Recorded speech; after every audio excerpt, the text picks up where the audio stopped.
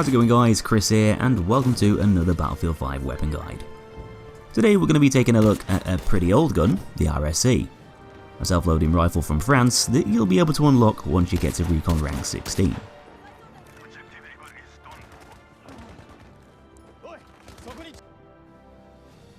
So you'll probably be familiar with the RSC if you played Battlefield 1, being a weapon that originated near the end of the First World War.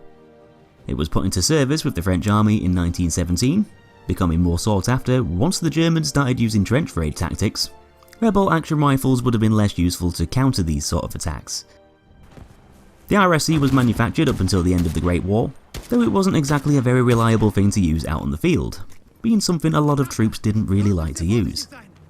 It was prone to getting dirt and mud lodged within its mechanism, it was sometimes a bit finicky to reload due to its clip design, it was fairly heavy and awkward to wield in the trenches.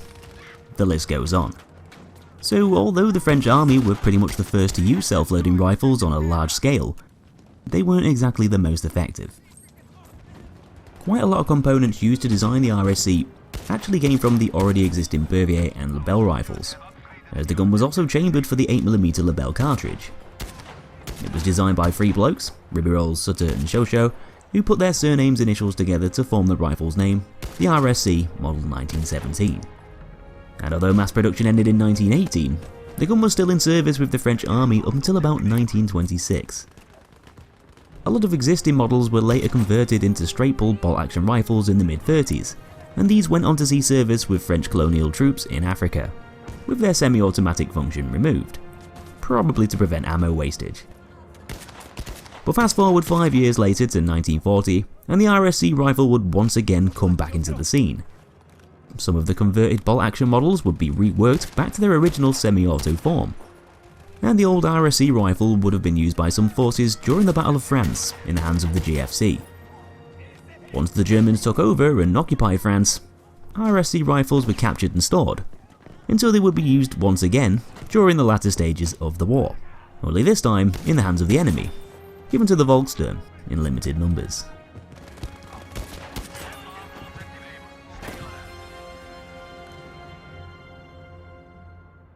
Anyway, let's get the stats up. The RSC rifle in Battlefield 5 deals a pretty respectable amount of damage over all ranges. It dishes out a maximum of 52 up to 50 meters, which then starts to slope off from here, dropping down to 38 damage at 75 meters.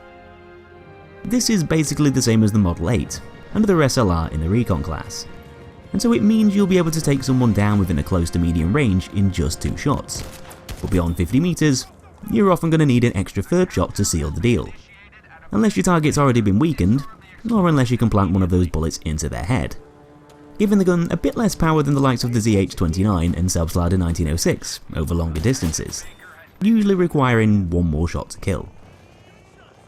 This gives the RSC slower kill times against players far away, making it a bit less ideal for longer range sniping than a lot of the other recon weapons. With that said, it's still got quite a lot of power up to 50 meters, which is also similar to the others too, meaning it can pack a pretty hefty punch against anyone closer by. The fact that the gun also fires faster than the likes of the ZH-29 and the Selbstlader 1906, shooting at the speed of 180 RPM, gives the RSC higher lethality within close to mid ranges, perhaps performing better with slightly more aggressive tactics. It's not a pushover under 50 meters, as the Model 8 still has the superior fire rate, and can ultimately kill quicker. Not to mention that if you miss too many shots, you'll probably get taken down by your opponent. But as far as the gun's overall power goes, it's got a decent balance between its damage and fire rate, making it fairly well rounded and deadly, especially against players over a medium distance.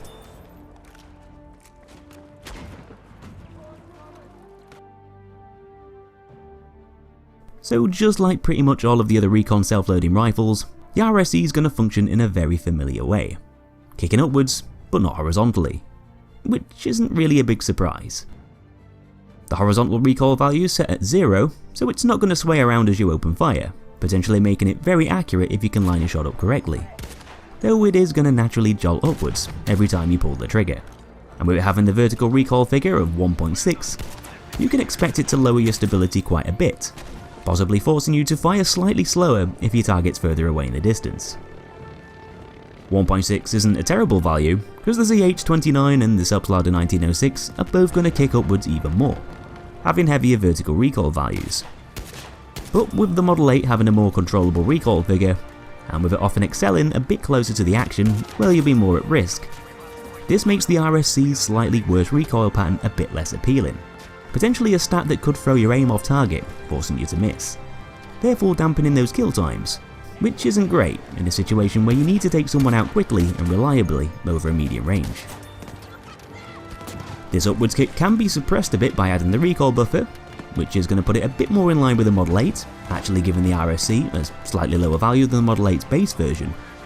Though unfortunately, the RSC's got the lowest muzzle velocity of the SLRs, having a bullet speed of just 630 meters per second. Not exactly a fantastic stat to have. This will limit its performance over mid to long ranges, often making it a bit harder to lead targets and land shots. So although it can do fine enough against enemies far away in the hands of a skilled player, these factors combined make it a tad less effective for sniping, with the other options generally having more qualities to benefit longer range use.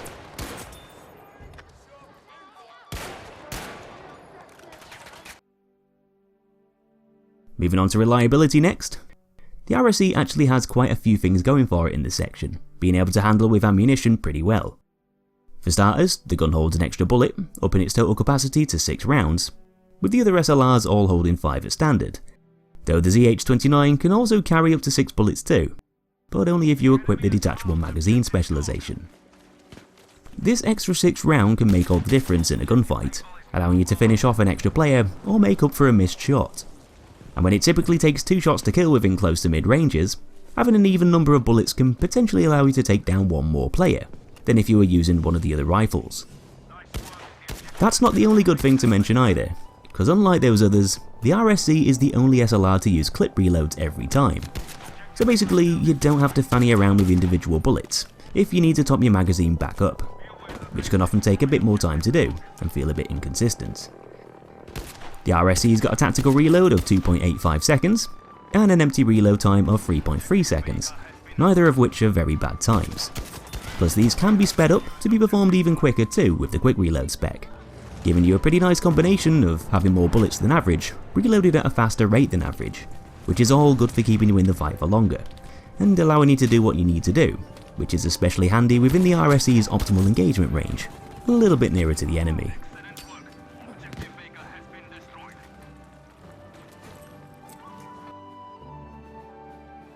Anyway, specializations next. At the top of the tree, you're going to find the recoil buffer on the left and quick aim on the right.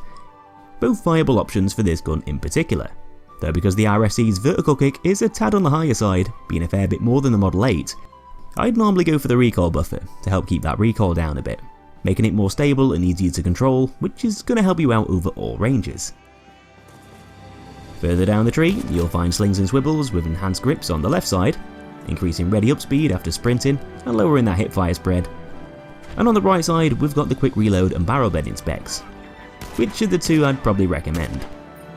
Although you've got 6 shots to do some damage, the gun still has a somewhat limited ammo capacity compared to other weapons in other classes, so quick reload's going to come in handy in a lot of situations where you're in a vulnerable position. Barrel bending helps with aimed accuracy by lowering ADS spread, which is going to be far more useful than lowering hipfire spread, with enhanced grips on the other side of the tree. So running down the right side for the middle section seems like a no-brainer. Last of all, at the bottom, you're going to find the bayonet on the left and light and stock on the right. This one's mainly going to come down to personal preference, and whether or not you actually use bayonets in the game.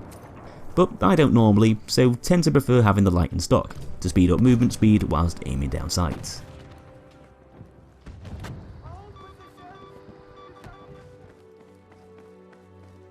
So, in conclusion, the RSC is a self-loading rifle designed to be used a little bit closer to the action than normal, due to it having quite a few factors that benefit the gun over early mid ranges, along with other factors that reduce its performance over longer sight lines too.